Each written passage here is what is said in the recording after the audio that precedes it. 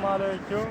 Qashqadaryo viloyat Qarshi tuman Chaqlak mevqeida joylashgan bir kontur bir mahsulot tamoyil asosida Xalq banki tomonidan kartoshka yetishtirish ishlarini loyihasini ustida turibmiz.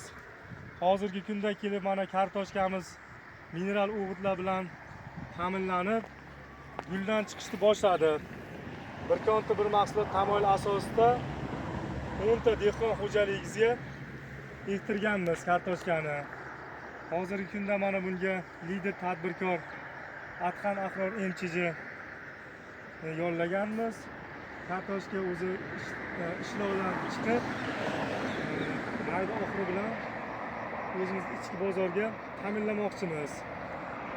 Hozirgi kunda 10 gektar yerimizdan o'zimizda 10 ta biriktirgan dehqon xo'jaligimiz unumli foydalanmoqda.